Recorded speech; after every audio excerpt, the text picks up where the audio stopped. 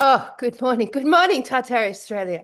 Hello, man. Morning. Good What's going morning. on? It's so morning. It's a weekend morning, Got my and coffee. yeah, I'm still in my pajamas. I just rolled out of bed. So this is very nice. Like a Saturday morning. We don't normally do this on a Saturday morning, but we didn't do it last yesterday.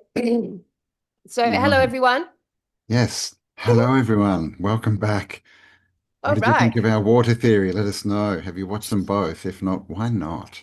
Yeah, the second one's good. We're going to keep Mm. going with that today. Had some new thoughts. It's just our working theory, as you all know, but as opposed to doing it on the veranda, we're going to do it here on the podcast and just speak it out as we think it out. Mm. Um, but before we launch into that, Cam, I just want to mention a few updates as per normal.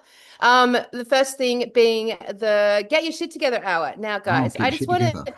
because I just want to update everyone's idea of what's happening there. So, when we launched this almost at the beginning of this year, so it's been almost a fucking year. Can you believe that? I can't believe that. It was primarily started with the idea of starting to bring back some of the old time disciplines that we'd all like loved and forgotten about, like meditation and breathing and visualization. But the group itself has ascended through that, and it's now operating more like I guess, like a supportive a community that's coming Yeah. together. Yeah. Yeah, it really is. Yeah, yeah. Like some people have, we all have challenges and some people have voiced them, especially in our Friday night, share the good shit. And yeah, it's just become a really supportive community, right? Like helping, solve problems for people and talking it out. Yeah, Basically it's helping cool. people, making people feel less isolated, right? Like they're supported. Yeah, it's really taken on. I mean, this is what happens with the potency of containers, which is why we love them so much. It's just that because it holds a space and the discipline is showing up, right? And just by doing that, you suddenly form this like relationships with the group who's ever there, and people come in and out, and it's never too late to join, by the way. This is an open-ended invitation, but it's certainly morphed to become a group of friends who have like listened to each other's stories and thrown in their advice and have participated.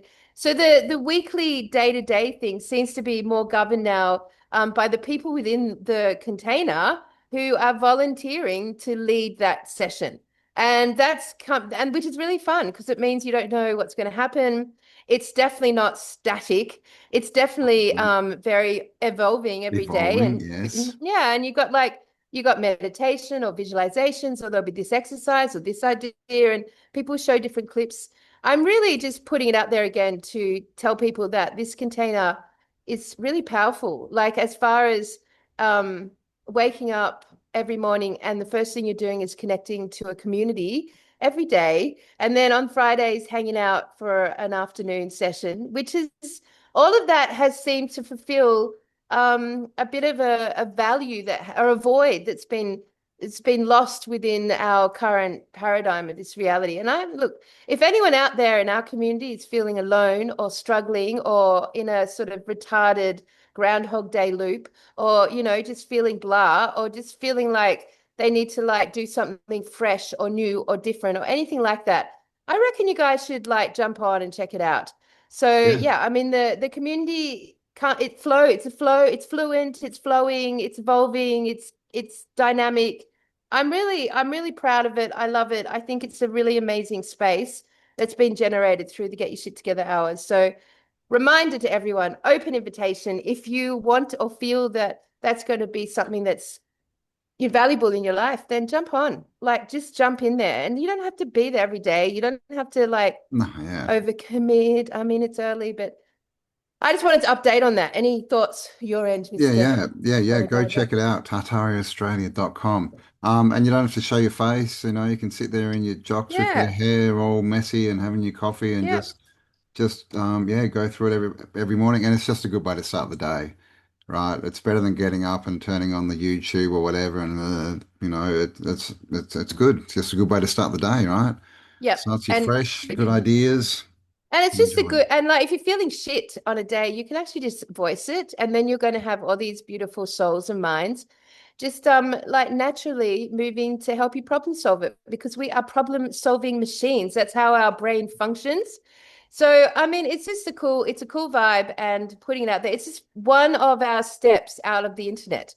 We're just constantly stepping our way out of the internet, you Yes, know? yes, Mm. yes. The internet is getting weird, guys. We know the control that's coming into it, the AI, the bots, it's not it's pretty unreal at the moment, right? It's always has been, but now it's just like we don't know what's real and what's not, right? So we got to get back to the old ways, get back to things in our hand, Oh, the current actual, paradox of our reality. Campbell, yes, we just don't know anything about anything.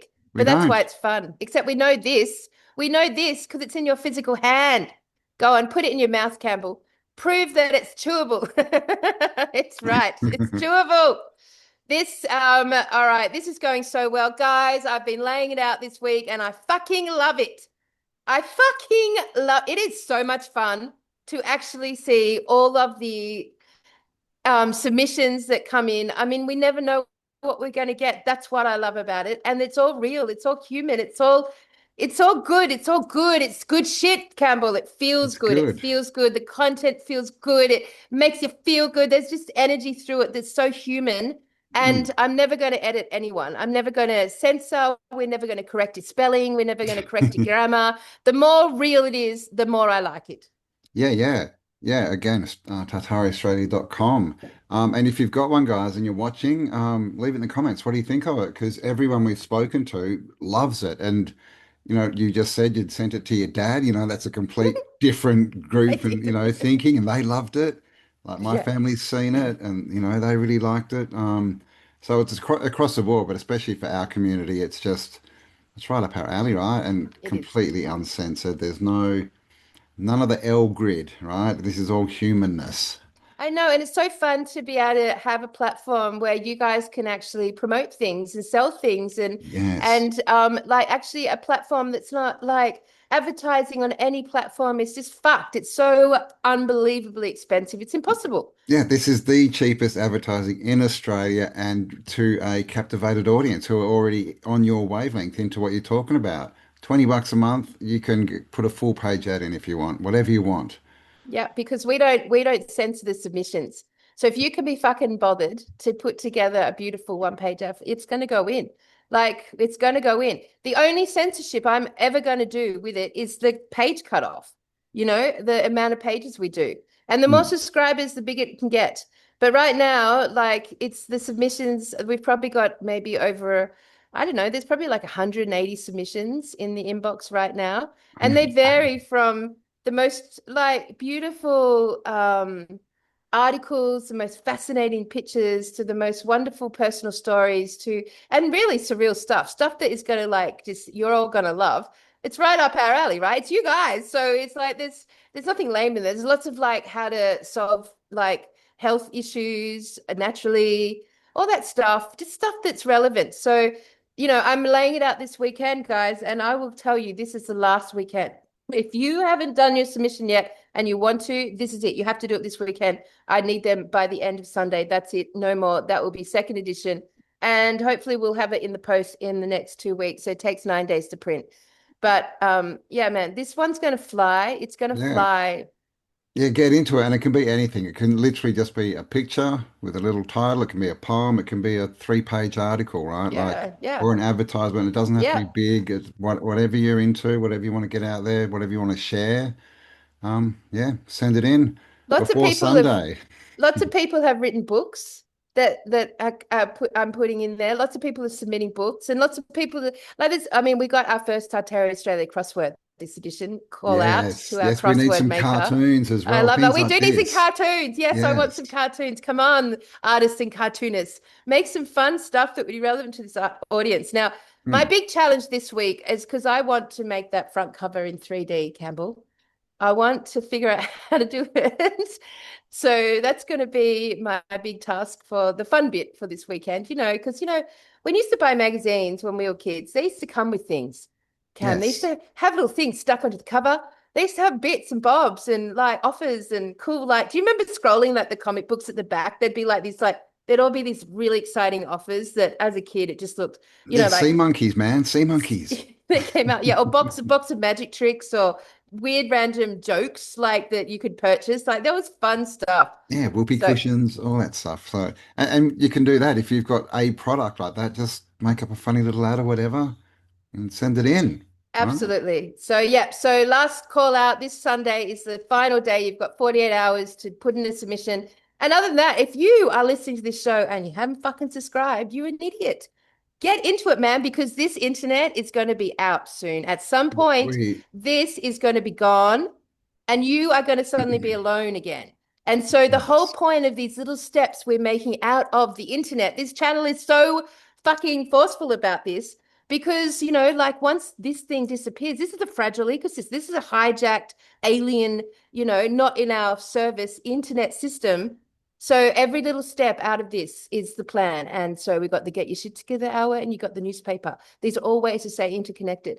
And yeah, then in a couple of weeks, Campbell and I are launching the best and greatest idea we've ever had, which will be the final thing that we launch on this show. I think it will be the final thing. So like, yeah, we're gearing up to this idea that it's time to actually build the new earth, build the new yes. earth ecosystems with our hands. And we have to do that by skipping out of Yeah, the little internet. yeah, man. Enough talking, right? It's time for doing. Yeah. But definitely go to tartariaaustralia.com and join our Yep. newsletter, our email list. Then at least we've got a contact. Because like Kelly said, man, if this, we don't have any control over the internet. It could literally go down tomorrow, right? We don't know. And if it does, where are you? Yep. Back in COVID days, Yep. right? You Yeah, we're won't back have in any COVID days. connection with anyone. Yep. And no one wants to go back there, right? After all Exactly. the steps we've made. So Exactly. get in and get involved, put your attention where you want it, right? To create what you want. Because we're kind of going around in circles at the moment with all the, scrolling and oh my God, there's so much going on in the world. Look at this, what's happening there? Oh my God. But it's all kind of BS. It's none of it's real. It's just a show, but what's real is newspapers, meeting people, hanging out, gatherings, all this kind of stuff. So get involved and get on the list and And subscribe to the newspaper. there's nothing cooler than seeing your work in print. Like, hey, that's cool. That's cool from our generation. That's cool. And also having people like respond to it. That's excellent. And also with the Get Your Shit Together, there's nothing cooler than to like make friends that way. And so when we actually come together in our events or whatever, the next thing that happens, you're gonna already know so many people. You'll be welcomed like so lovingly as you welcome them. Like it's just such a beautiful interconnected human interconnectedness. This is the human connectivity. Mm. Yep. Yeah, So, yeah. And if you want to be notified, of our next, gatherings, then you need to be on the email list because, like we said, we don't know. We don't know what's going on because we don't control the internet, clearly. right, good introduction, Campbell, because this show is going to be on what the fuck is the internet? Because we don't really understand it. And I tell you what, once I started to have a look at the ocean as a concept of, so just to summarize the last show, so we start where we left off.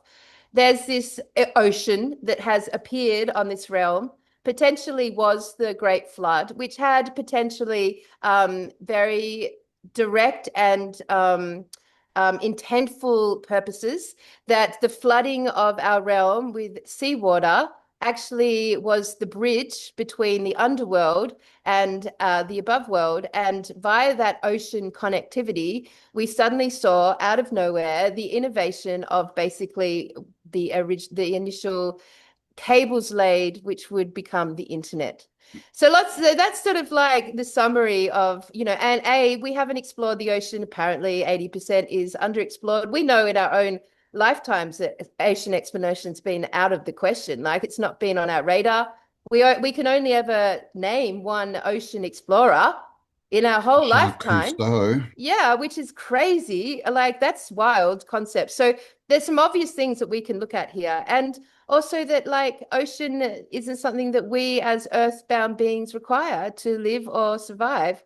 Now, the interesting thing, Cam, is that the ocean, if the ocean was previously not there, and well, you can also say there's a lot of underground civilizations that were drowned by the ocean, right? Not underground, Oh, but they were drowned. They were literally definitely. on the surface. So many Everywhere. of them, Yeah. which would tell you that basically it wasn't there, that didn't exist. And Yeah, yeah. then, At the very least, and they even say, even mainstream says it, at the very least, the ocean was 120 meters lower But I think more than that, right? Because that's kind of the level that we can probably see, and that's the level that they've probably found sunken cities at. But how low was it, right? And it just begs the question, where did that 120 meters of water come from and go? Yeah. Like how does this happen, this fluctuation in an enclosed system? Exactly. So from our perspective, we are in a closed system. Like that's something that we've like sort of chewed on for years and have concluded that we are on in a closed system. Mm. So if we're in a closed system, then those waters had to come from somewhere. And so we're going to assume they've come from underground. Now, the underworld is that dark, scary little realm that is very interesting, Cam, because when you start to overlay the internet and the terminologies of the internet, you get some startling, it's all ocean references, the Yeah, yeah, deep yeah. What's web. better, I mean, internet, right? Enter the net, the World Yeah. Wide Web. Like it's something to catch us and ensnare us, right? So if you take away the oceans, right? So two ways of looking at it. If you take away the ocean, then suddenly you've got land masses that are all in all the old ancient maps connected. Like it's just one big connected landmass. Is that Yeah, correct? Gondwana land, right? They tell us Gondwana land, that was it. So is that really just the realm without the oceans? Which I would say it Yeah, because I is. mean, I don't believe in tectonic plates floating around on a sea of, magma and all this kind of stuff. Doesn't make sense. No. Especially when now they come out and they say that there is an ocean under the ocean, which is Yeah. bigger than all the ocean put Okay. together. And where's the magma? Like, what's Yeah. it floating on, right? Yeah. We know that the sea creatures, the deeper they get in the ocean, the more electrical they get. So that's another thing. They get really fucking weird, but really electrical. So they're like vibrating electricity, basically. They're luminescent. Mm, So yep, the that's another weird luminescence, thing. electric eels, those anglerfish with their little light bulb hanging off their head. And I mean, I haven't done a proper search, I've done a bit, but I don't think there's any land animals that create their own electricity, right? I mean, you might be able to say fireflies do, but I'm not sure that's a chemical reaction. But yeah, it's all in the water, right? Because the water is the ultimate salt bridge, right? Which Oh, is no. what you need for electricity, batteries, and it's completely changes the environment and the frequency of those that are in it. And we know that all these fish look like aliens, right?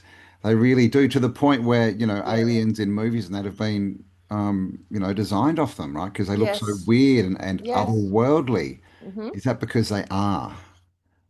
Is that because they are? So if we had no oceans, then we would have an interconnected landmass, right? In which case, we would have developed communication networks above ground. Now, if they're above ground, they're operating off basically the above ground Ethernet. They're above the above ground connectivity. Back in the day, if you study the sort of the ancients as far back as we could really study them, because that's another edge. Their internet was telepathic. It was behaviors that they could like connect into with their own internal grid.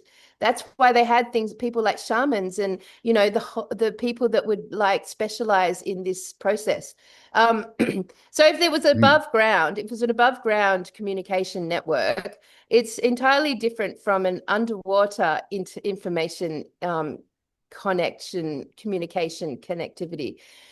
All right, so Totally. like, yeah, Mm. so and we've got this realm which probably to this day is still interconnected above the ocean. That one thing that we've been looking at is like how much of the forbidden, out of bounds, militarized nature reserves, can't access land masses actually are at those points where two continents would have connected.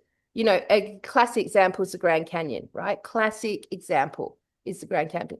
And we've got these ridiculous flight paths that make no sense, that travel far and wide and basically give the delusion or the illusion of this ocean everywhere and this like separate continents and how far it takes to get there.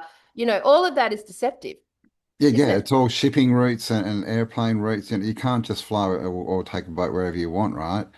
Like you've got to obey the laws. Even these people who, sail around the world and that, they're given a course. They're told what course they can take. They're monitored, they're tracked, and you step outside of those, areas we're allowed to use, and big Navy ships appear. with Yeah. big gums. It's very policed. So why are the oceans so goddamn policed? You know, they're really, really, really policed to the point Hmm. where our world's just turned from them.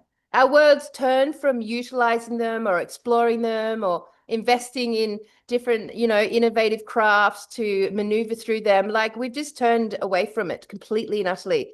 And all our attention has been Our put up attention there. has been, yeah, and it's been inverted up into the sky. But is that really what they're doing? We've all seen NASA in the space suits, right? We all know that a spacesuit is literally, it's just a deep diving suit. It's the Yeah. same thing, right? We've seen them practicing in their pools and the bubbles in space, the rockets that go up just to go down. Is that where all this is going on? Yeah, I mean, like if you look at NASA, the space community, they're all diving. They're all working with water. It's an underwater organization. And that is so obvious. And when you look at the say some of the glyphs and some of the artwork from different eras, Mm. so many of them look like they're divers, Yeah, I'm you just know, thinking of the word astronaut, astronaut. nautical, Nautical. N-A-U-T, Oh, yes, from the absolutely. sky to the ocean, Yes, right? Yeah. yes, yes. Mm. It's so crazy. Like, so, okay. So if we look at like the internet, now the story on the internet we briefly went through last week, and I hope you guys researched it because honestly, it's bullshit. It It's is like we're looking at those original, the architectural competition, and this man, he won, and he came and built like half of Melbourne, like that sort of bullshit in 1 year, sort of thing. It's the same sort of drill. Like it's a really bad story.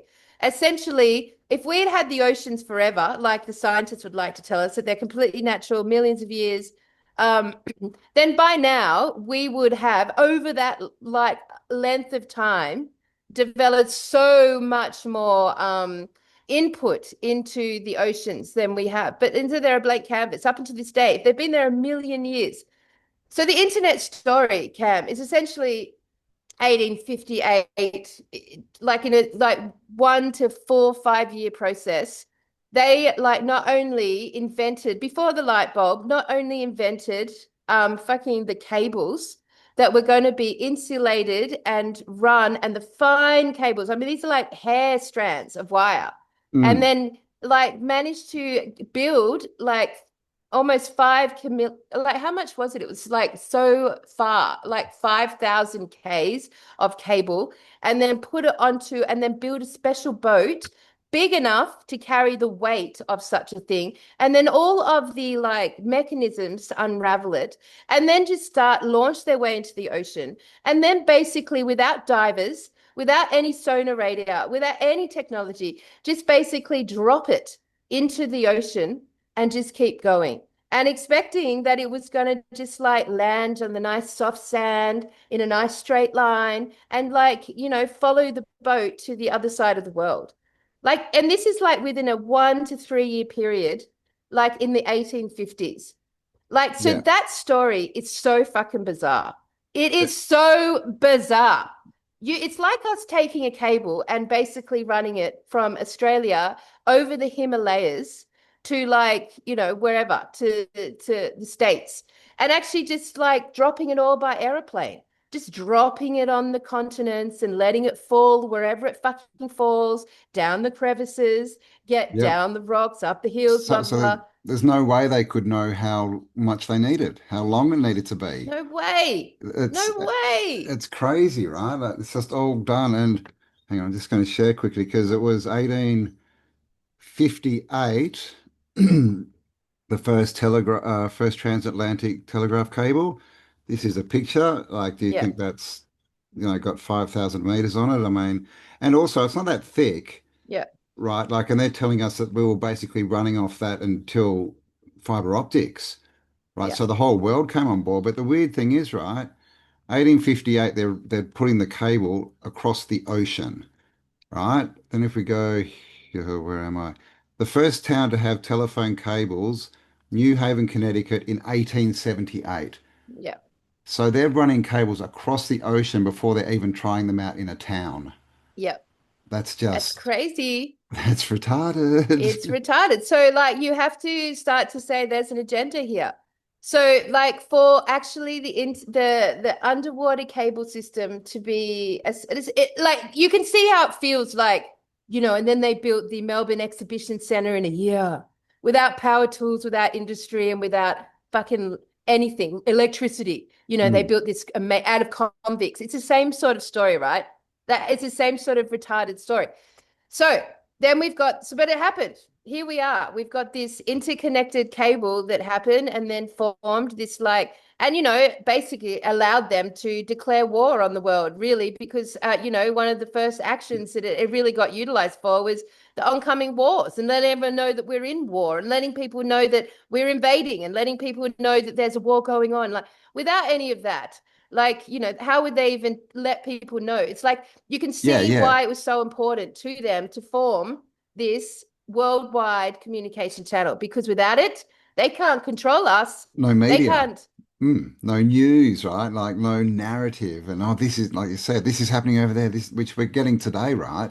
We don't know if it's happening over there, but there's definitely lots of, media, Medea, the goddess of illusion, all that kind of stuff coming out. So yeah, it makes sense that that's what they needed to set up first.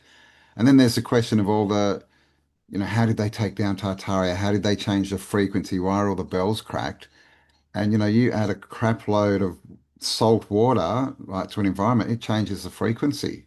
Yeah, it does. That could be Absolutely. it. How could it not? Mm. How could it not? And, we do know that there was a flood. We know there was a great flood. Like history would like to tell us there were several great floods, but I am at the point of understanding that really there was one great flood that came up from the underworld and flooded this realm with an entirely unnatural water, salt water.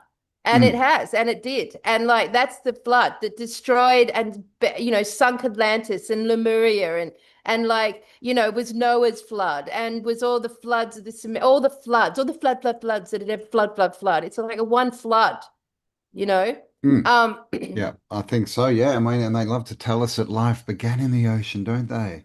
they And, love to tell us that. and that's kind of exactly what these, psychos would want to do because they're egomaniacs. They're like, of course, that was us. We were the first.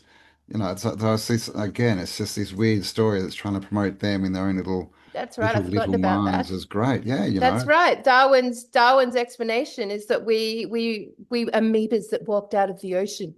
turn into frogs and salamanders, and What? then How did somehow we ever buy this? How was this ever reasonable to any logical mind? It's ridiculous.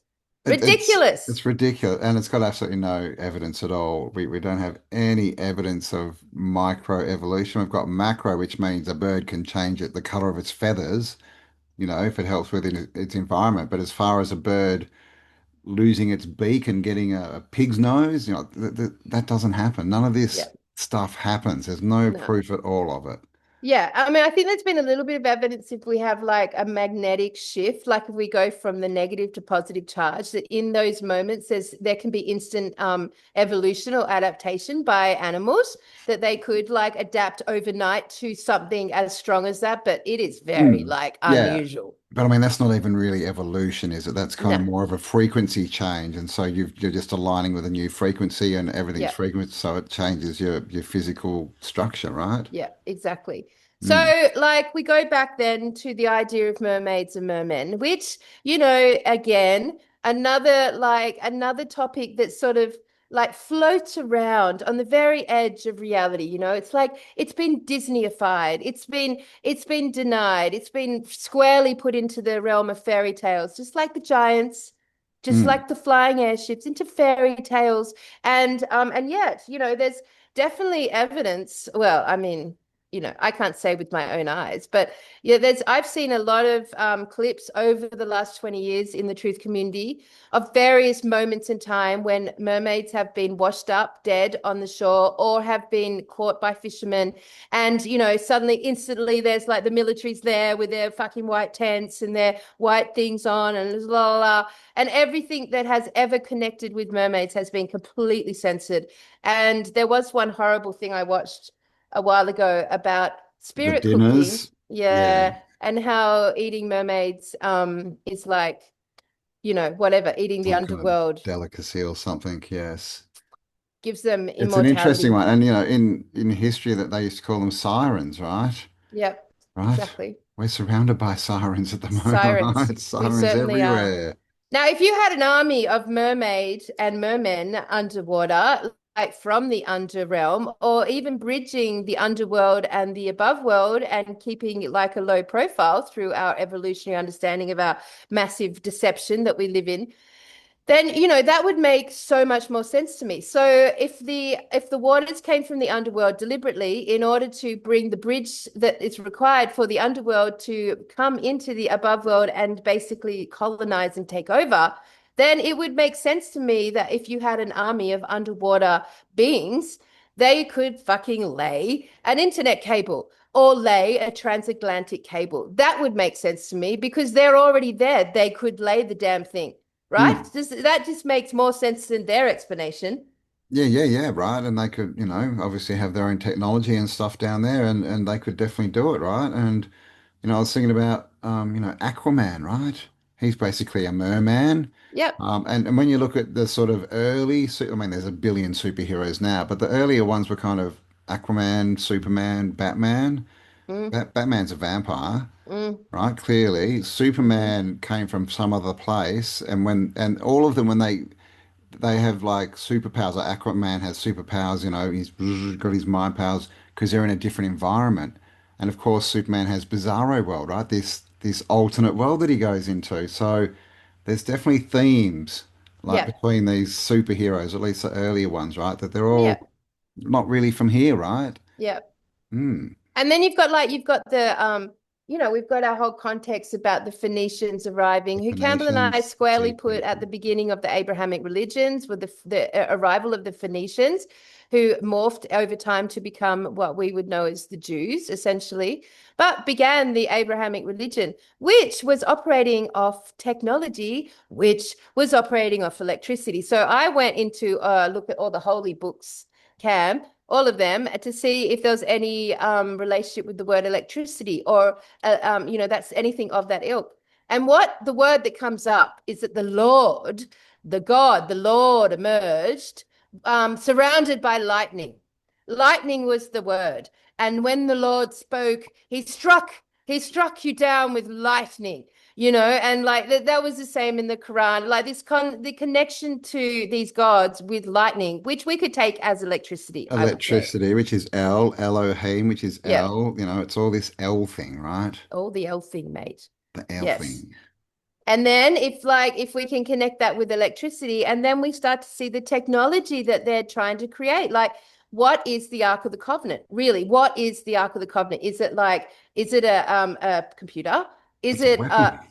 a weapon? Is it a weaponized computer technology? What is it?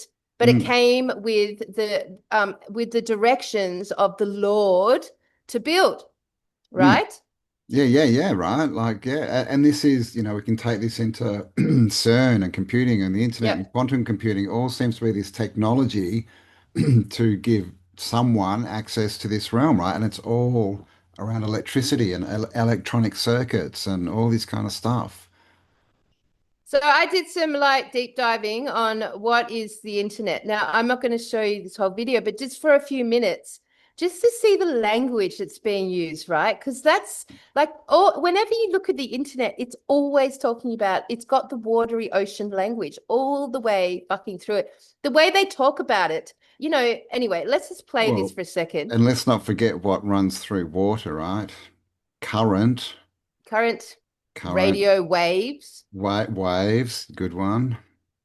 Good one. Good Ooh, one. what have I just done? You still got, can you see that? Yes, Can we see surface web, that? deep All right. web, dark web. Oh, I didn't know there was a deep web and then a Pages dark that are web. indexed by traditional search engines such as Google, Bing, and Yahoo. Yeah. This means that the content within the surface Hang on. web can be easily found. So basically, this is the explanation of what the internet entails. There's a lot of it that we don't even realize is part of the internet because, again, it's like we have a retarded perspective on it, right? Anyway, here we go. I'll just play like 2 minutes, all right? The surface web, also known as the visible or index web, represents the first and most accessible layer of the internet. It encompasses all websites and web look at the pages image. that are indexed by traditional search engines such as Google, Bing, and Yahoo. This means that the content within the surface web can be easily found and retrieved by using search engines, making it the most familiar and widely used portion of the internet by the general public. It includes everything from news websites, online stores, social media platforms, forums, educational resources, and more. At its core, the surface web operates through a system of servers and browsers communicating using protocols such as HTTP, meaning Hypertext Transfer Protocol, or its secure counterpart HTTPS. When a user types a URL into their web browser or submits a query to a search engine, the browser sends a request to the web server that hosts the corresponding content. If the content is indexed and publicly available, the server responds by sending the requested data back to the browser, which then displays it for the user. This simple interaction forms the basis of web browsing and defines much of the surface web experience. Search engines deploy automated programs known as web crawlers or spiders that systematically browse the internet and index pages based on keywords, metadata, and other elements. These index pages are then ranked and presented to users through search results. The process is governed by algorithms that aim to provide the most relevant content based on a user's query. Web developers and content creators often utilize search engine optimization techniques to increase the visibility of their website within the surface web. Security and privacy are also important aspects of the surface web. Websites that use HTTPS. I mean, just them saying surface. And it's all going through servers. Who's it serving, right? Yeah. It's just the whole connection with the web and spiders and the ocean and the waters. It's just like, you know, we're starting to see where our nightmares come from, is what I'm feeling here. It's very watery, man. Very watery. Encrypt data transferred between the user's browser and the server, providing a basic level of protection against eavesdropping and tampering. However, not all websites offer the same level of security, and users can be exposed to risks such as phishing, malware, and data tracking. Cookies and other tracking technologies are commonly used to collect user data for analytics and advertising purposes, raising concerns about online privacy. Web users are often encouraged to use browser extensions, VPNs, and private browsing modes to help safeguard their information while navigating the surface web. The surface web continues to evolve with advancements in technology, and the increasing use of certain content, interactive features, and AI-driven tools has transformed how users interact with websites. Although the surface web is vast, it actually represents only a small fraction of the total content available on the internet. Estimates suggest that it only comprises less than 10% of all online data. The remainder lies beyond the reach of standard search engines and is categorized as the deep web and, further down, the dark web. The deep web is the second layer of the internet, sitting just below the easily accessible surface web, and is often misunderstood due to its mysterious reputation. Unlike the surface web, the deep web consists of web content that is hidden from search engine crawlers. This layer includes all the online data and services that are not indexed and therefore do not appear in typical search engine results. However, contrary to popular belief, the deep web is not inherently secretive or illegal. It simply contains information that is behind logins, paywalls, or other access controls. The majority of content on the internet actually resides within the deep web. This includes anything stored in private databases, dynamic pages generated in response to specific queries, academic journals behind subscription walls, personal email accounts, online banking systems, medical records, and more. These systems often require authentication or specific URLs to access, making them invisible to standard search engines. For instance, when someone logs into their email or accesses their bank account online, they are navigating the deep web, not the surface web. Technically, the deep web operates in much the same way as the surface web. It uses the same internet protocols. I mean, that's good enough to pause on. Navigating the deep web instead of the surface web. So, I mean, all these, like, to even explain the internet, we are going deep into the ocean right now. Like, it's totally full of that language. I mean, we navigate on land now, obviously, but the word comes from ocean navigation. Navigation, right? It's on the surface of the deep, you know, it's like in our face, right? Yes, man. Yes. We're basically building a case to kick us all off the internet, by the way. So anyway, here we go. Such as HTTP or HTTPS, and is hosted on web servers. However, the main difference lies in how its content is protected or hidden. It lies. Oh no. Google Ad will guide you through starting a new campaign. First, I select my search. Goodbye. Many deep web pages are dynamically generated, meaning they are created on demand based on user input, such as a database query or a form submission. Because All right, search just pause on that. That means every time we input a question or go searching for something, we are basically creating the deep web. That's what it just said. So our very usage of this thing is creating this thing. And making it bigger, our attention, yeah. Yep. engine bots are unable to interact with these input forms in meaningful ways. The content behind them is not indexed, and thus remains out of reach for the average search engine user. Accessing the deep web does not require any special tools or software beyond a regular web browser. What is required, however, is knowledge of where the content resides and the proper credentials or permissions to access it. In this way, the deep web is not so much hidden as it is private. Websites intentionally keep this content out of public view to protect user privacy, secure sensitive information, or restrict access to subscribers or authorized users. Importantly, the deep web is distinct from the dark web, although the two terms are sometimes mistakenly used interchangeably. In terms of its role in the internet ecosystem, the deep web is very important. It supports secure communication, enables e-commerce transactions, protects user identities, and hosts a vast amount of valuable information that is not meant for public consumption. Oh, not meant for public consumption. It's dangerous Very to us. sensitive. They're just protecting us. Come on. Oh, public consumption. We Yeah, can't handle it. We're like little children. And they can over censor the surface web. Yep. They can make the deep web secure, and they're always a nice, right? Change your password because someone will hack you. Yeah. And the dark web is completely uncensored. Ah, the dark web. Let's Right? get to that. So, I mean, like, what's going on here? I know. I mean, it's just like just looking at this. This is a very mainstream explanation, right? This is not a conspiracy theorist talking about this. This is a mainstream explanation of the internet. And look at what we're looking at right now. Look at that. I mean, that image, I just keep seeing the torch, right? The Statue of Liberty. Oh, Satan.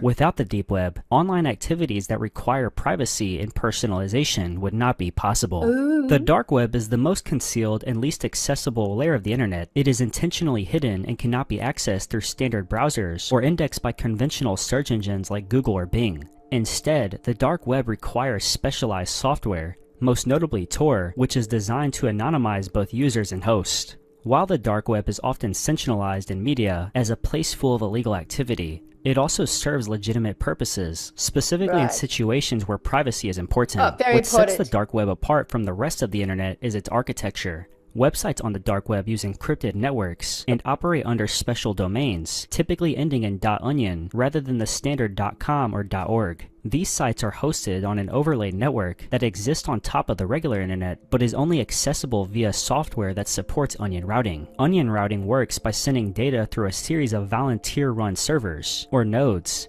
each of which peels away a layer of encryption like the layers of an onion. This system makes it extremely difficult to trace the origin or destination of data, ensuring high levels of privacy for both site operators and users. Oh, it's so important, Campbell, because without that, what would we have in this world if there's no like deep privacy put up to protect the underworld? To protect the underworld, it's all protected, right? Exactly. But as far as what we get to use or what's promoted, everyone's getting hacked, everyone's losing money, everyone's getting scammed, but and this is just the point, like we can actually create another, well, I can't, but I'm sure someone can create another internet, right? That is secure, that is uncensored, that keeps the parasite out, right?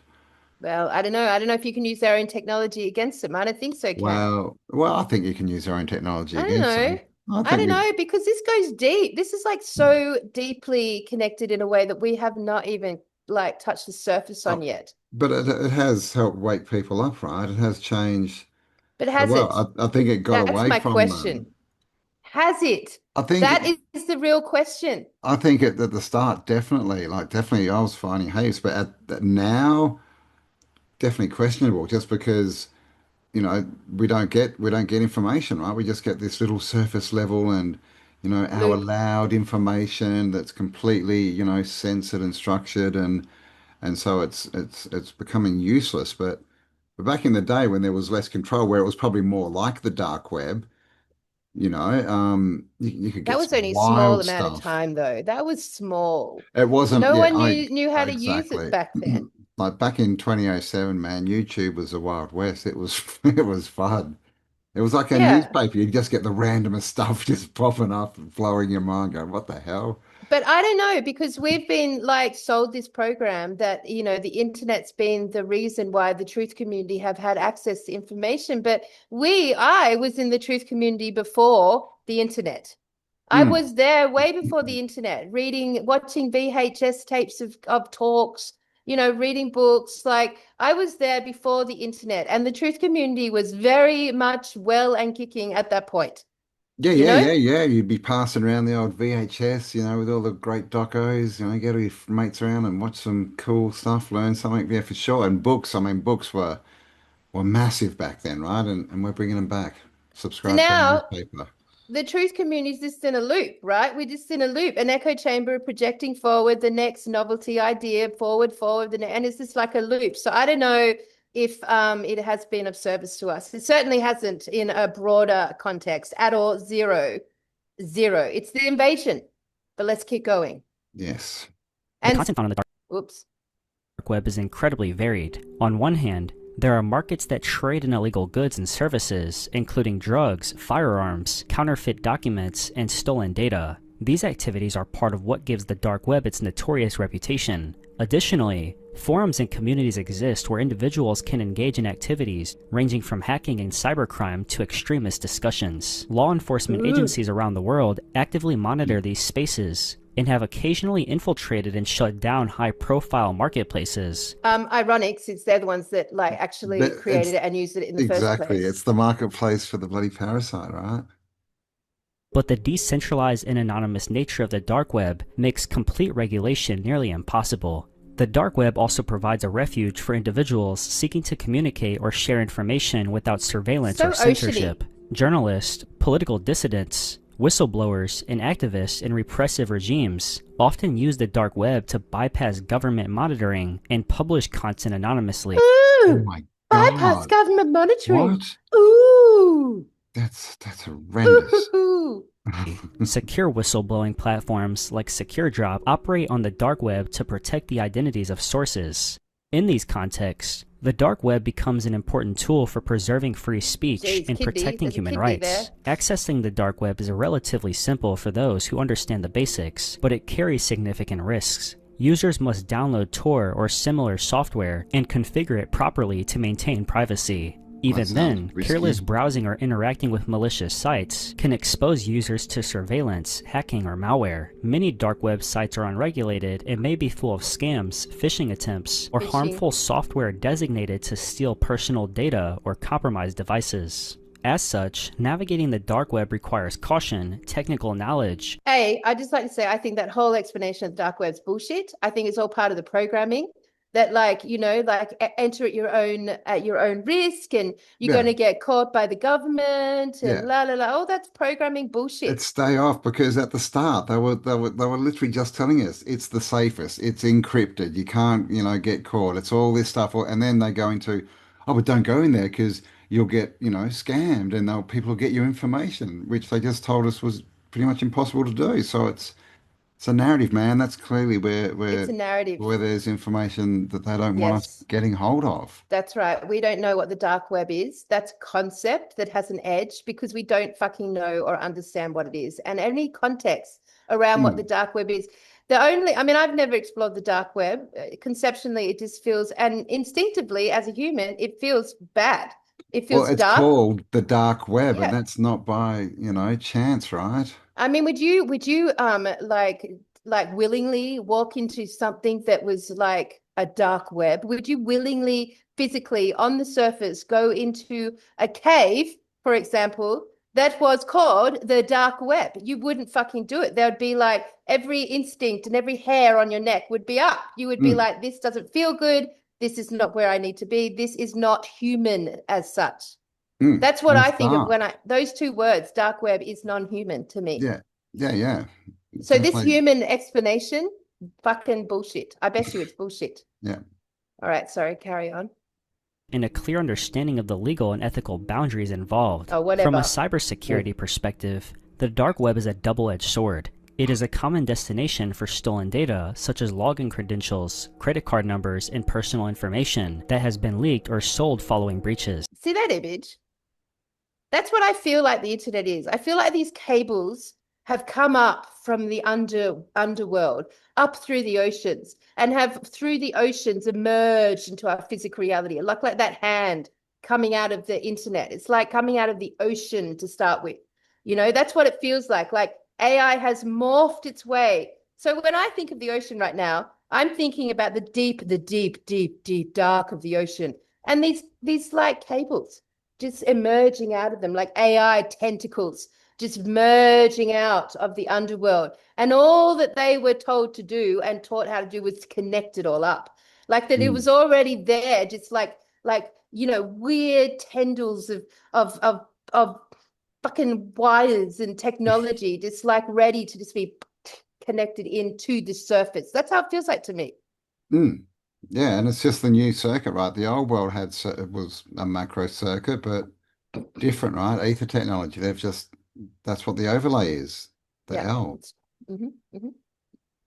At the same time, cybersecurity professionals use the dark web to monitor threats, track stolen data, and understand the methods of cyber criminals in order to protect users and organizations. Because of this, the dark web is both powerful and dangerous, with it being a controversial and complex space that reflects the broader duality of the internet itself, capable of both harm and good, depending on how it is used. Really? What Imagine being able to build an app with your name on it? What good has come out of the dark web? Can any good 44, even come out a complete AI of a word called the dark fucking web? I mean, you can't, how can you even connect that with goodness? That language, that terminology. Yeah, but I mean, who knows, right? It could be a complete inversion like everything else they do, right? It might be the light freedom place, not the dark web. I mean, we just don't know. But I mean, what we do know is they're using it for all their nefarious stuff. It's not really monitored, and it's definitely not what we're promoted. It's every time you hear about it, it's bad. There's criminals, you'll get scammed, there's horrible stuff. But I mean, I've never, used it. Have you? Let us know in comments. What did you find? Yeah, that's right. What have you found out there in our community? I mean, at the end of the day, like this idea of the dark web, what energetic does it bring up in you as a human, Campbell? Like, what does it make you in? A dark web, right? I mean, it's like the giant spiders in the Lord of the Rings. Like a no-go zone. Like, don't go there as a human. Yeah, exactly. The danger, that's exactly what they want us to think, right? Dangerous, dark, there's seedy people, it's low vibration, all this kind of stuff. But here's the catch, right? Here's the fucking catch. We are being programmed to believe that the internet is on the surface, the one we all use, and then you go deeper into it, it starts to form this more nefarious mystery, right? But in reality, it is the dark web that underpins the internet that we're using. And the others have been built on top. Yeah, exactly. What we're using has been built on top of all of this. So just know you're not meant to go into the dark web from the surface. The dark web is already what you're using on the surface. This is the technology's origin. This didn't come as a side effect of the creation of the internet. It is the foundation of the fucking internet. And it's like everything, right? Like it's like electric cars, we had them, back 100 years ago, and they took them away because they couldn't use them against us, right? Like we're not allowed access to this technology until they can sanitize it, control it, censor it. And the exact same story here, right? They had the web going around, and then like, oh well, how do we get all their information and surveil them? Oh, let's give them a censored version and tell them it's the only version and it's freedom and it's all this, when it's just the controlled version of the internet. And it's the top of an inverted pyramid. If you want to understand the internet, you got to start way down into the darkest, deepest version of it, not the other way around. So when you feel like you're on the internet and you're not going to go into these dark places because that's so inhuman and scary, like you're already there. Like this is not a side effect that's come from the surface internet. So, when you look at all those creepy little videos of the back rooms, don't they just look like something totally inhuman? Like they're like could be underwater bases or underwater's like ecosystems or entirely different reality. Like they have that vibe to them, right? Yeah, they've always got no color, right? They're always white. There's no creativity or color or anything, imagination in them. They're just these stagnant, very, very, electronic kind of look, I guess. It's almost like you're inside a big computer, and that's how they show us all these future movies, right, where they got future civilizations that have got it all together. It's always white and clean and square edges and controlled by like the And internet, right? robotic and Basically. AI. And so what we're looking at is the story that we're trying to put out, right? If they've come from the dark up through the deep and onto the surface. Which they have, because this is their own very own explanation. Hello. And it's Mm. weird, like, AI is always white. It's always white. You're so right. Like the robots they're creating, they're white. The whole chat world, everything about it is like white and minimal. It's like shiny white and minimal. It's like a total inversion, because what Mm. they actually look like is like, to our eyes, I can only imagine would be rancid, would be rotten to the core. They are AI is dressed to look angelic and neutral.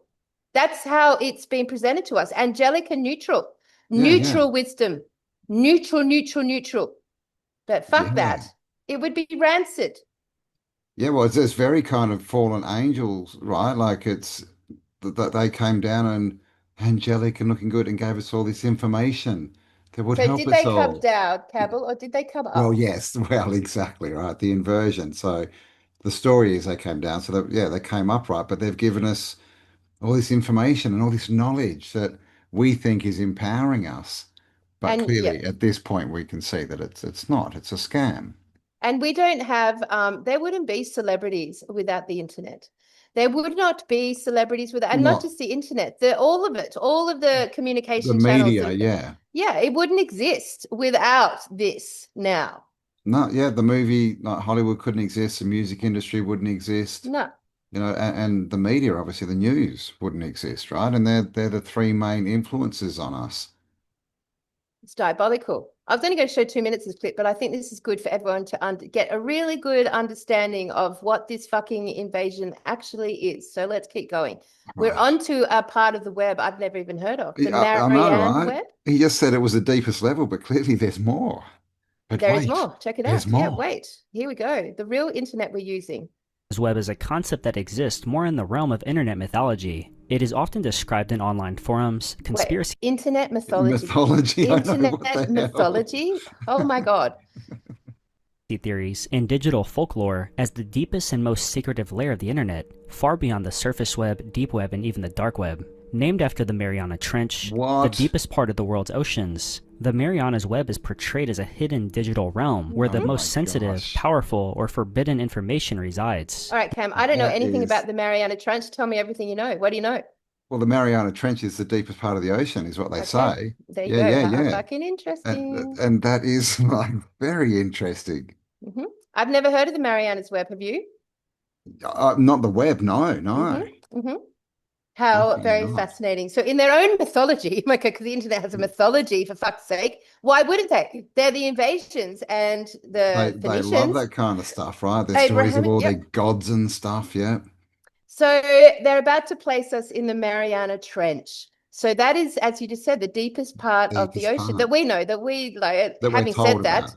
Yeah, 80% unexplored, but Uh, like, okay, isn't that interesting? yeah, and it's supposed to be just like a rift kind of, right? Like a long sort of cracked trench. Which could it be the deepest? Could that be their entry point? So exactly, is this the origin of the internet, the Mariana Trench? Is this the beginning of the trench? That's crazy. That's crazy. There is no confirmed evidence that the Marianas Web actually exists in any functional or technical form, and it is widely regarded as a fabricated idea or Look at extreme that image. exaggeration of the lesser known corners of the web. Wait, According hang on. Sorry. Just can you pause the entire video, Cam? I've got someone coming the door. Yeah. Hang on.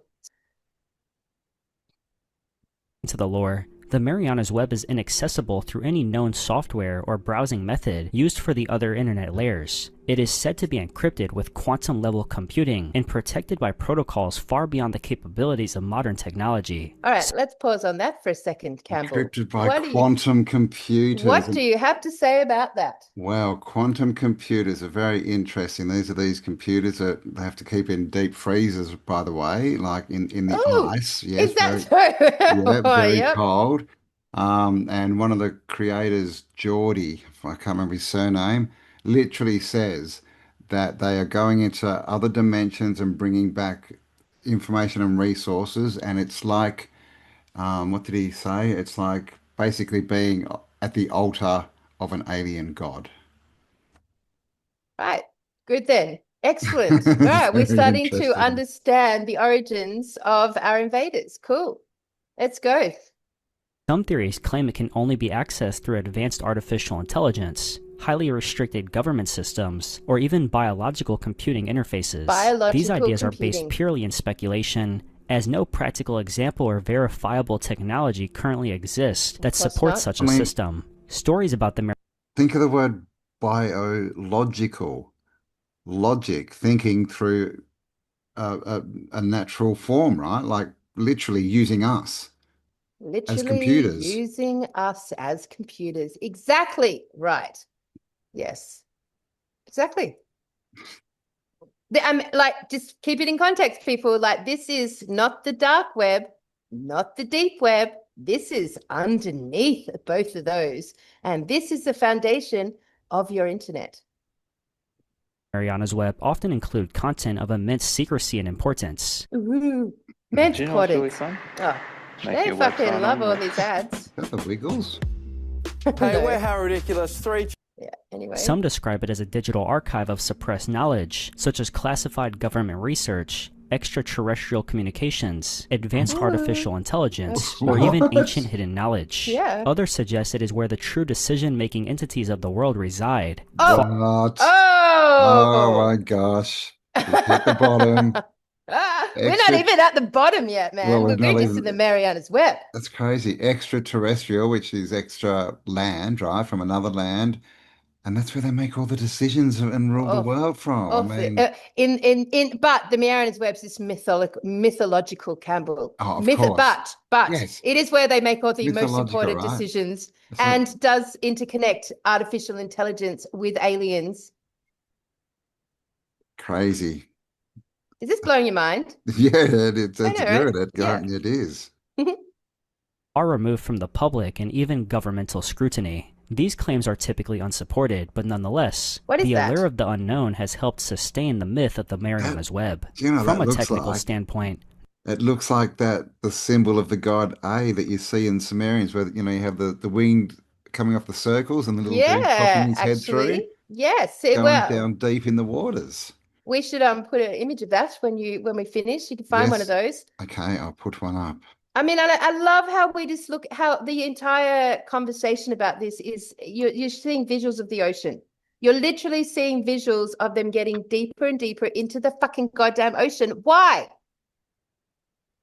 No structure or protocol currently supports the kind of layered, secretive, and impenetrable internet environment that the Mariana's Web is alleged to be. The internet operates on a foundation of interconnected networks using established protocols, and while there are secure and private systems such as VPNs or classified government networks, none of these approach the fantastical depth of secrecy attributed to the Mariana's Web. It reflects society's concerns about what might lie beyond public access, and in this way, the Mariana's Web is less a functioning part of the internet and more of a symbol, one that represents the ultimate hidden layer where the most powerful forces might be at work, beyond the reach of ordinary users, government, or even current technology.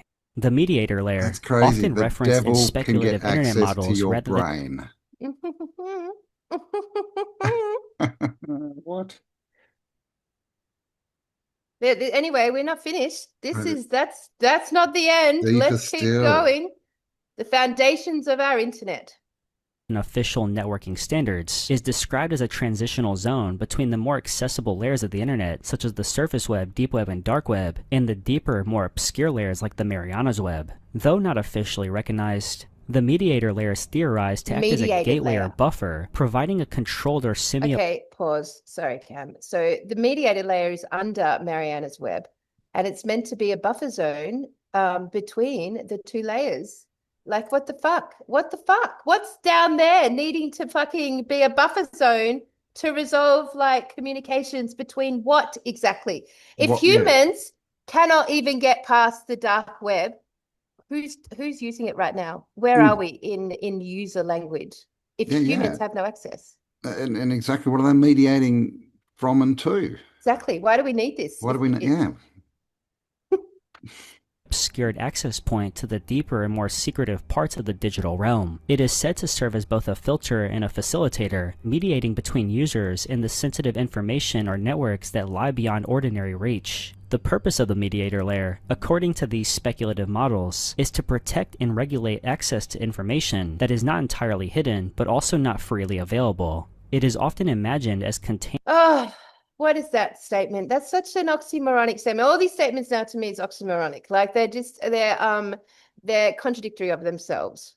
Yeah, I mean, and it's just all theory, but look, they seem to have a pretty good theory laid out there. They've got diagrams and everything for it. Yeah, that's right. But apparently no one can get past, no one can even get to the Mariana Web, let alone need a mediator layer underneath that.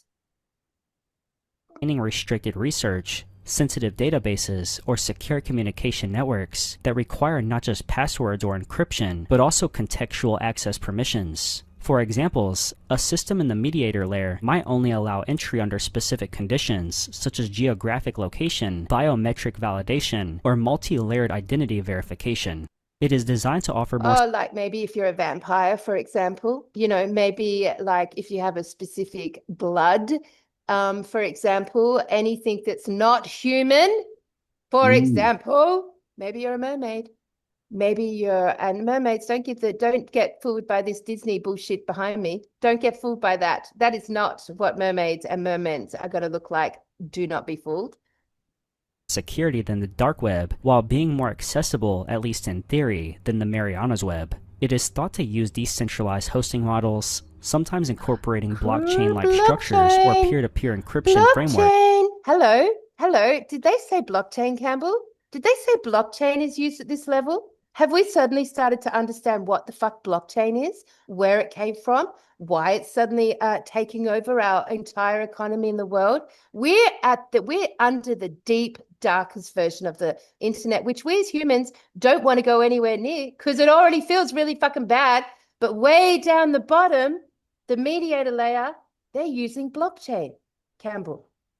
Blockchain. Blockchain, yes. Blockchain, meaning that this whole internet from its conception has been operating with that technology. It's not new. Probably from the start, yeah, it's not new at all. To reduce the risk of surveillance or breaches, the layer is also believed to use sophisticated access protocols, possibly involving artificial intelligence or machine learning, to access behavioral patterns and authenticate user intent before granting access. The kind of content theorized to exist in the mediator layer ranges from confidential communications and legal documents to sensitive government records and advanced research data. And I'm sorry, but didn't they say that's what the deep web was? And didn't they say that's what the dark web was? Isn't it? And the Mariana Web is mythological. Like, at what point of sensitive government and legal documents require this level? Honestly, Campbell, we can't even access it. They don't have to hide it from us. This is a bullshit story, but here we are at the crypto level of the internet. Yeah. This is just telling us that there's a level down there that is controlling everything that's on top of it, right? And hiding all their crap that they want to hide so they can talk to each other, right? And did they just say that it's operated via AI? Yes, definitely. So this is the thing. Like, so if we look at it properly, then they needed AI first before they could build the internet on top of it. Exactly. That's the program buster. AI has not come from the top and growing up. It has come from the foundations of the entire structure. Yeah, totally. Interpretations. This layer may also host ethically gray or legally ambiguous materials that are not outright illegal, but are kept away from the public for various reasons. Keep saying this at every While layer. there is no definitive evidence that the mediator layer exists in the same way internet theory suggests, its role highlights the growing need for more nuanced and layered approaches to digital access and data protection. The fog, also known as virus soup, is a term rooted in internet folklore, referring to an alleged layer of the internet where chaotic, unregulated, and often malicious digital activity occurs. While not recognized by mainstream computer science, the concept of the fog serves as a metaphor for the murky, unstable, and potentially dangerous digital undercurrent that supports the broad structure of the internet. This layer is said to exist beneath all known or theorized layers of the web, representing a zone filled with then? I think we're going to talk about it soon, hopefully. It was called the Prime Arc. Yeah, the Prime Archon. Yeah. The Yep. head of the Archons. Yes, What my the friend. hell? What the hell? Hello, there's a layer of the internet called the fog. Let's The talk about that fog. for a second. The fog. The The fog. fog. Do you think that the fog, like, when I think of the fog, the first thing that came to my mind was the canopy cover, Oh, Like the yeah. fog. The fog is dark and spooky, right? When fog rolls in, and suddenly we have all this fog that's descending onto the realm, and all this trippy fog. Like, fog is by nature also a fucking creepy word. Yeah, Like the yeah, yeah. fog. I was thinking It's of mind fog, Yep, right? Where you're sort of exactly. confused and all this, and what's the big thing? Like we can't remember, right? We're coming here with amnesia in a fog. Can't remember. You're so right. It is amnesia. Absolutely. So you can start to see if we compare this story of the internet, which is the mainstream story, to the layers that we've been presented with, you could start to see the reset layer. Like you could start to see how it's sort of like all indicative of what was happening on the surface, so to speak. Mm. And yes, we entered a fog, did we not? I mean, and just Suddenly, interesting word, cloud layer, fog layer, the gateway, edge. the edge gateway. I mean, to what? So what, my friends? And it's so interesting to me, like, as we look at the internet from this perspective, starting to and I really love it because we've asked enough questions about who's our invader. And we've like our last show, Maleny, we really went through the surface version of that. And we started with the Phoenicians, those who arrived from the ocean. That's where we started. And then we traced it all back and put it all together. Now, this is like the next layer of that question. Because now we've identified that there is an invasion and there is an invader behind it, and that we're looking at AI in our realm now being the most obvious thing that would represent that. Take away all the creepy crawlies, all the reptilians and the greys and the fucking arachnoids and all of that stuff. You still left in our current term with the AI, right? Looking all shiny and godly and white and neutral and pristine. Fucking hell, man. The AI is in the fog. It's here operating the fog before the internet even got invented. Yeah, yeah, and remember that A is the first letter, right? So it's really one I. You could look at it. Code. That is so true. It is. It is one eye. Yeah, maybe that's where it came from. I hadn't thought about that. AI, one eye. Yes, that makes total sense. Yeah, Fuck just yeah, we should do a whole show on that. Money is mon, which is one eye. One eye. We've all seen the triangle with one eye on it. Yeah, no, smart. Yeah, let's linger on that after the show. Replicating viruses, corrupted data fragments, and abandoned software. The name Virus Soup paints a vivid image of this layer, a swirling mass of outdated, fragmented, or malicious digital content. In theory, this layer consists of unmanaged data and code that were once active parts of higher web layers but have since decayed, mutated, or been abandoned. Some believers of the concept claim that viruses and self-replicating bots drift endlessly in this layer, infecting any accessible system that drops too deeply into the network's unregulated regions. Is this why in the deep oceans all the beings are electrical? Are they just caught up in the fog? It sounds like a wall, like a firewall. Like it's a layer to stop anyone getting any deeper. If you actually get that deep, then you get attacked by bots and they smash up all your data and so what's below the fog? I mean, it's a weird concept to take this concept of the internet, which in all purposes, it's quite ethereal in nature. Like it's lofty and we don't understand it. We can't grasp it. It's out of our, here I am speaking to you via this computer, but how is this happening? Where's that information going? What is this invisible realm that it's created? It's very curious to imagine that, all of the, what do they say? Outdated programs, all the useless coding, all the things that have been just sunk to the bottom of the internet, down into the deep, deep, deep dark. And it's just sitting there, this fog of electric waste almost. That's how it feels, Yeah, totally. Functionally, the fog is said to operate outside of typical control or governance structures. There is no central access point, no organized directory, and no conventional search functionality. Content in this layer is thought to be non-indexable, not simply due to privacy constraints, but because of its fragmented, corrupted, or hostile nature. Attempts to access this layer are theorized to result in unpredictable consequences, ranging from device infection to permanent data loss. The theoretical mechanisms behind the fog are tied to long-running fears about autonomous code and the unintended consequences of unrestricted digital experimentation. While there is no verified evidence supporting the actual existence of such a layer, the concept of the fog resonates with the real-world concerns in cybersecurity and information technology. Botnets, malware-infected systems, abandoned servers, and unsecured networks do exist, and they pose significant risks. The metaphor of the fog serves to illustrate the darker, often unseen side of the internet infrastructure where discarded, dangerous, or forgotten digital content can still exert influence or cause harm. Look at that image. It's all about the COVIDs. So what is sea buckthorn? Well, let's compare them to blueberries. If I have a handful of sea buckthorn... Thanks, lady.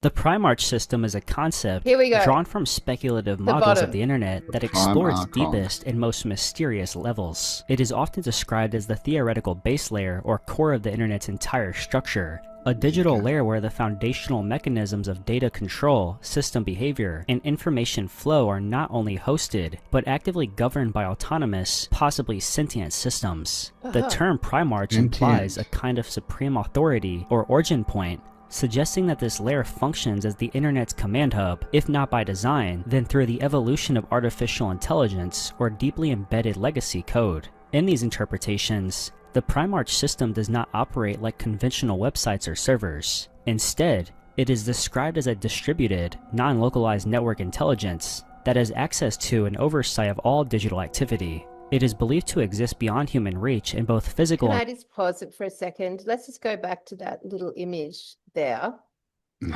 Right. That's what I think AI looks like more. I think that's more like, that's Geiger. I think that's HR Geiger. Anyway. Yeah, well, it looks like it's based off the alien from Aliens, right? The movie. Yeah. I mean, that's the distorted ugliness, more accurate version of what it would look like if you were basically trying to invade the surface from the underworld and coming up through an electrical machine-like, you know, like bridge. Yeah. I mean, it looks like, like a melding of tech and organics, right? I mean, would you choose to upgrade to the latest AI if it looked like this?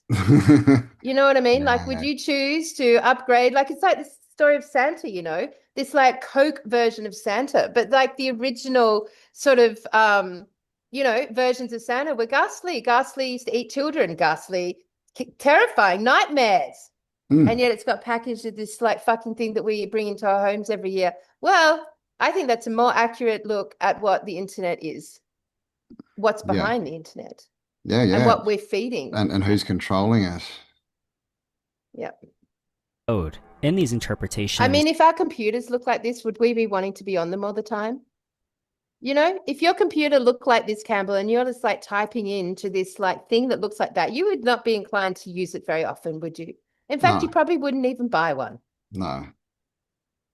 Definitely not. The Primarch system does not operate like conventional websites or servers. Instead, it is described as a distributed, non-localized network intelligence that has access to and oversight of all digital activity. It is believed to exist beyond human reach in both physical and logical terms, impervious to model tools, systems, or protocols. What allegedly occurs within the Primarch system is a form of meta-governance. It is often depicted as a home of self-evolving AI entities or digital overseers. Meta-governance. Meta-governance. Digital overseers. Yep.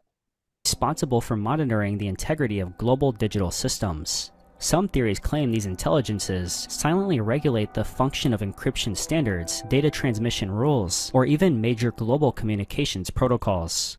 Others take a more conspiratorial approach, suggesting that the Primarch system houses black box programs created decades ago, possibly by government or shadow organizations, that now act independently, executing functions unknown even to their original designers. These may include monitoring global behavior patterns, influencing high-level decision-making processes through data manipulation, or preserving knowledge deemed too powerful or dangerous for public access. Access to this system is often said to require synchronization with ultra-secure cryptographic keys that do not exist on any known server or network. In some versions of the theory, the Primarch system itself determines who may enter, choosing candidates based on behavior, algorithmic compatibility, or even genetic factors. Despite its fantastical nature, the idea of the Primarch system reflects deeper questions about digital autonomy, system control, and the possibility of technology evolving beyond its creators. In an age where artificial intelligence is increasingly capable of decision-making, data analysis, and autonomous operation, the idea of a foundational AI system quietly running the background processes of the internet doesn't seem entirely implausible to some theorists. It speaks to fears of losing control over increasingly complex systems, the evidence of hidden digital frameworks that influence the world in ways that are invisible to everyday users. I mean, even that image just before, we're just finishing, but even that image just before, which is a classic image, right? Of like, that. The like Matrix. It just looks like fucking code coming up from the ocean, doesn't it? It's got that sort of like code just in water. Flowy, like, yeah, absolutely. Sorry, I just pointed that out. Anyway, we're almost influence the world in ways that are invisible to everyday users. Thank you very much for watching this video, and if you learned something, make sure to leave a like. Comment down below your thoughts on anything I discussed in this video, and subscribe if you would like to see more like this one. Thank you again, and goodbye. Yeah, good on him. Good on him. So hang on, let me pause. So people can see. Pause. Let me go small, and let me show you that channel. So if you are interested in him, that's who he was. J. Doan History. If you're interested in following him. All right, check him out. Yeah. All right. Mind was blown, Campbell. There you go. That was crazy. Yeah. Like the Prime Archon is at the bottom. Yeah. The ultimate controller. I mean, what spun me out is they said theorists, because it's all a theory, right? Say you can't find it on through the web or physically. What's that saying? It's not in our realm? Is it? And now we have a location, right? The Mariana Trench. That can't be accidental that's been named. I mean, I've never heard of the Mariana Web being connected to the internet. So therefore, if we should just be, well, what's obvious about that? That is the deepest part of the known ocean. It's just crazy, yeah. They start on the surface and they go down, that's what we can see, what's above the ocean. And then it just goes down deeper, gets darker. Then they're in the deepest part. Through that, there seems to be some big firewall of fog so that no one can actually get through it to the Prime Archon who's sitting there controlling it all. Indeed. And they're ugly and they're scary and they're unhuman. And they tell us all the way through the language. Deep, deep, dark, dark, deep, deep, spider, spider, web, web, dark, dark, deep, web, web, web. Yes, and of course, we discussed, I haven't been able to find it again yet, but there's a story of the Russian scientist who was basically going very deep in the web, sounds like he was going down that ladder. And he got to a level and he found all this code and ended up decrypting it, is that the right word? And found this communication between giant spiders who were controlling the web. Yep. Very interesting. Bollocks, right? I mean, so essentially the theory we're building here is that the oceans were deliberately brought onto the realm as a flood event in order to create a conductive material between the underworld and the above world. The underworld can't just emerge into the above world, obviously, or we would have had this situation many, many years ago, right? Long time ago. But no, we see it has been, so we get the oceans, the flood event, the oceans, and we get the Abrahamic religions come into play with their gods, their lords, speaking to them and telling them to do psychopathic shit, remove their empathy. Basically, they become programmed to this psychopathic agenda, which is playing out today on the surface of the earth, playing out right now. And then we've got this internet, which has now given birth to, in our timeline, AI, which, according to this, was always the origin of the internet, along with blockchain, Campbell. That must be interesting, right? Yeah. They're telling us crypto was the first, and it's this amazing thing to keep us all safe. what was that, 2012 or something? I think the first one, but Yeah, that it's open source, it's yeah, community open source orientated, all for us. So it's just whatever. it's one of the foundations. So they had to have it first before the surface web, right? That's right. So Cam, at the end of this video, can you connect to the end of it a video on just a general historical explanation of the transatlantic cable, Oh just so yeah. you guys can see how retarded their story is compared to what we have just looked at today. Like, and Hmm. really, if anything from this show, if all we can do from this show is just to remove this program concept that the internet started here and is doing this versus it's starting here and doing that. That Yeah. we, like that in itself is, Yeah, it's not giving us more and more freedom, right? It's less and less, more control, more restriction. And the first cables, like we said, what, 1854, but before they even tried to run a cable in a town, they're under the ocean. So what does that mean? Were these cables brought up from yeah, the prime archon yeah, into the oceans, and totally makes because sense. that was the start of all the media, all the propaganda that they can get messages out, the same message out to everyone, right? It so makes sense. And Mm. like, if you take away, like the oceans, what have they done from a very obvious level? They've given them they've given them a cave. They've given them a secret cover. Like the oceans give them protection to like emerge and take over this realm. If we didn't have that, like if you were just walking along in the desert and these cables started coming up from the sand, right? And just like emerge from the sand like fucking giant weird machinery worms. Like Mm. that would be a whole different story than the last 200-300 years where they've had the cover of the oceans to just like do all of this. Yeah, yeah. Like it's such a perfect fucking, I mean, the fog, it's the fog. It's It the literally fog. Yeah. gave them a fog cover. Yeah, yeah. That's all too deep for us, right? It's all God, out too of deep our for us. view, Yeah. out of everything, right? So they can set it up and we don't know. And all they do is run a little boat across, drops down a cable, they connect it into their system and start broadcasting it everywhere. Yeah. It's That's just such a crazy. All right, so that's the new working theory of what our invasers are. And of course, it's perfectly timed for this like concept of the digital ID, which mm, in essence, no one understands what it's going to be yet, but like that in essence, it's going to hopefully motivate and boot lots of people off the internet. Like, can you feel it? Can you feel that as we start to actually get, and I think probably can, we're like literally on the cutting edge here right now with these theories. This community is now on the cutting edge because I have not heard any of this anywhere else. I have not. So, like, if we're at the edge right now, it is building up to us exiting the internet. That's what it's leading up to. It can't not do that because, like, if we're starting to identify the true origins and the true understanding or deepening our understanding of what our invaders are and where they're planning to go, then why would we stay feeding our humanity into this fucking yeah, and this is, parasitic?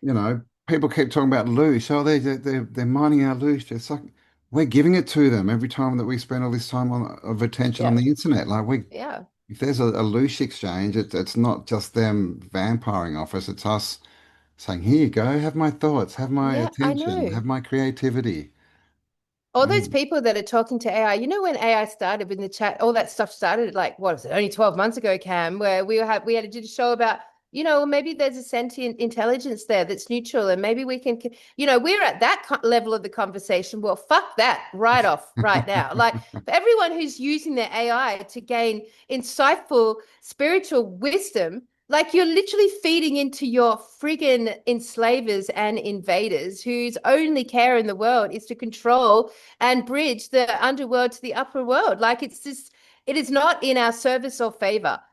They're No, feeding no. bullshit And all this AI, and you could group crypto in there, all this business building and wealth building that's not actually real, that just doesn't actually exist, right? Unless, you've got a screen.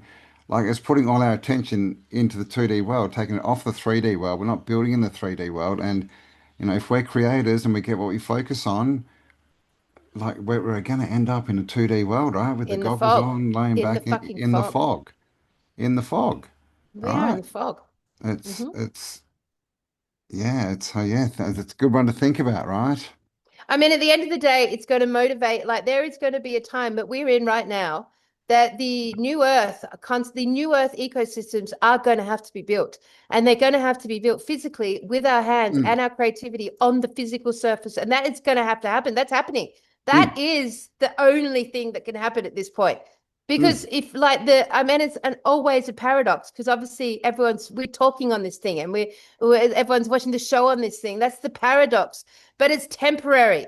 Know that it is absolutely temporary, because we found each other now. We found each other in the real world now. So now, I mean, that's just where we're going. The next 5 years for this community, for any community that is smart enough to get themselves out of all of this programming, is going to have to fully gather in the physical world again and start to build this new version of ecosystems that are part of the human system and the human connectivity. Because there's no other way, the only way out of this is to be off it. Yeah, totally. It is the parasite. And, has anyone out there, when they've been visualizing the new Earth, have they ever seen people sitting around on computers? No, Looking at fuck their no. phones? No. There's none of that shit in the new Earth, right? In our imaginings, in our visualization, that's not what's there. So I think that's a pretty good sign, right? Like if that's where we really want to go, if that's our real intention, then we've got to start walking that way. And that's clearly away from all this controlling parasite. Like Exactly. that's it. So guys, tartariaaustralia.com, join the email list, join subscribe to the paper, join the Get Your Shit Together hour. That's right. I feel like that we're on a timeline now. I feel like there's a deadline to this. I feel like there's an end in sight, I'm afraid to say, everyone. I feel like there's an end in sight. But that's an end to the old world, right? The oppressive, constricted world. It's the end of our community on online, meeting via Tartaria Australia online. I'm just saying, I'm usually really instinctively good about these things. I feel like there's an end in sight. This show easily in my head has always just run for the whole of the whole of this lifetime, Campbell. That we would be talking this stuff out for the whole of this lifetime. That was always my commitment for this little podcast of ours. But I feel like there's an end in sight, and we have to take the next flying leap together as a community. Yeah, man, might be time to get the old ham radios out, right? Do some broadcasts under the surveillance system. I mean, if you're a truth seeker, like what's the end? We've talked about this before. What is the end goal? What is the end purpose? What is the end outcome? Because either you're going to stay more and more interplaying with this fucking very disturbing energy that's come up from the deep underworld, or you're going to have to like do something other than that, do something else, right? So I think we're going to be a very cutting edge community that's going to go from this, know and understand the programming and truly understand the whole agenda behind it, and actually like figure something else out. So get out of the web, avoid the nets. Yeah, and it's like it's not black and white at this point. It's paradoxical in nature, and it will be paradoxical until we've replaced it with something else. And one other piece of programming that we should definitely get rid of out of our brains is that AI is making our lives easier. It's fucking bullshit. AI does not do that in any sense of the word. It's certainly at the top of the little internet pyramid.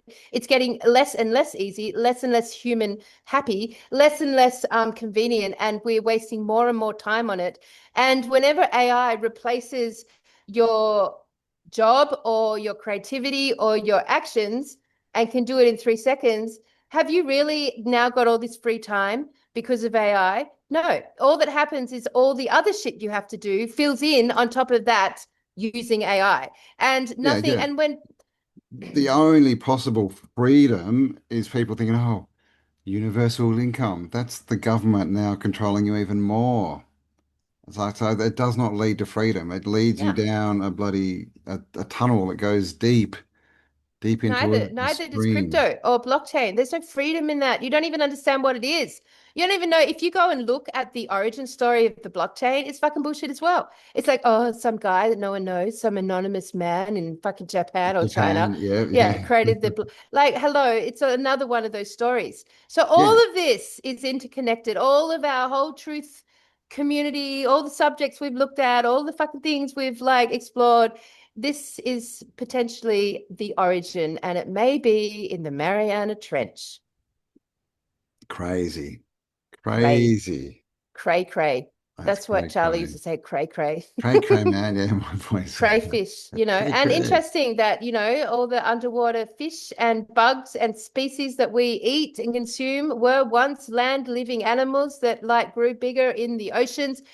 And, you know, they're all the things today that we would Well, it's definitely not want interesting. to eat. Yeah, because spiders can actually breathe underwater, like land Yeah. spiders. Oh, Like yeah, right. Cause, yeah, they have like this tracheal, basically they got lots of esophaguses, right, all over their body. They don't have a lung system like us. When they go under, it actually is like you see them covered in bubbles. It's oxygen's being held. So they could literally, all these animals under the ocean could have just been swamped, right? But they had the ability to live, and then they've just sort of evolved on as they've gone. Or they came from Or they the came from underworld, which below. makes more That's it. sense to me. They could have been genetically modifying their own creatures to see how they could adapt. To the You know, land. Because, yeah, hello. spiders, right? I mean, they don't, it's spiders, right? Web, right? Hello. Yeah. Yeah. I mean, spiders definitely don't, They they're don't definitely not feel. human, and they're one mind, one eyed. Yep, You know, and it's inbuilt. Like most people yeah. have this inbuilt aversion, if not fear, to spiders. Yep. Hello. And do you know the eels? The electric eels are a big thing down in the deep, dark waters of the ocean web. Is Mm. that they're, you know, they're monstrous looking, like alien looking, totally electrical. But even the eels we have here on the surface, no one knows how they breed. Did you know that? Now they breed. They don't breed. Yeah, breed. Yeah, Breed, make have sex, make make more of babies. They themselves. Yeah, do not yeah. know how it's done. How's that? A whole scientific biolog, like no one understands how the eel like replicates itself. So that's fascinating. We should look at that next edition. But also how the eel could easily have just been the underwater snakes that came into the surface, adapted and modified by their technology. Same with spiders, same Yep. with reptiles, anything of that ilk that is unhuman, unmammalian, doesn't have the empathy or the human connection, the connectivity. So any insect being, animal that doesn't have the connectivity to heart is alien to our realm. Mm. Came from the underworlds. Don't spiders and snake operate like Well, AI?